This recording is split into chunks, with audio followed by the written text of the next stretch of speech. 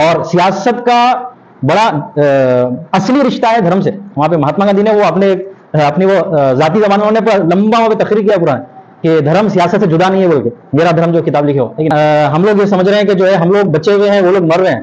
واقعیت یہ ہے کہ وہ لوگ اپنا تا قیامت تک کے لیے اپنا نام نقش کرا رہے ہیں اور ہم نابود ہو جائیں گے. کی آنے والے طویل دوران کی قیادت کو انہوں نے خرید لیا ہے. آپ دیکھیں دنیا جو ہے جرت اور اجتماعی بصیرت ان سب کو ان سے بھیک لے گی آنے والے دنوں میں, کیونکہ بارڈر پہ جانے والا سب کا خیال ایک جیسا نہیں رہتا, ہر آدمی وہ حوصلے سے نہیں آتا. وہ غزہ کے لوگوں میں جو تلاوت قرآن کا جو رسم و رواج ہے, اور فلسطینیوں میں جو قرآن کو عام طور پہ پڑھنا, اس سے الہام لینا اور قرآن کے پیغام کے اوپر لانے کا جو ان کے اندر دستور تھا, اس کا نتیجہ ہے. جتنے لوگ خاموش ہیں وہ سب کے سب مخروض رہیں گے بے گناہ بچوں کے, اور جتنے لوگ مارے جا رہے ہیں آپ ان کی خالی لاشوں کی طرف جو ہے وہ ایک نظر دیکھیں آپ, ہے کہ نہیں. آپ جو ہے وہ جو لاشیں ہیں ان کے ایک بار نظر دیکھیں آپ, کوئی نہیں بول سکتا کہ مر چکے ہیں.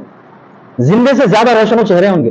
ایک آخری نقطہ وہ یہ کہ اس بات پر امام خمینی کی ہزارہ تعریف کرنا چاہیے, اور مراجع نظام کی اور خاص طور پہ مقام معظم رہبری کی ہزاروں تعریف کرنا چاہیے کہ دفاع مقدس کے جب لاشیں آئے ہیں 20-20 سال بعد بھی جو لاشیں ملے ان کے چہرے جب دیکھیں تو ایسے تھے جیسے کہ وہ زندہ ہوں. اگر تھوڑا بھی دقت نظری میں امام خمینی آیت اللہ خامنہ یا دوسرے آیت اعظام اگر تھوڑا بھی دقت نظری میں اگر کمی کرتے تو لاشیں اس صورت میں باقی نہیں رہتی.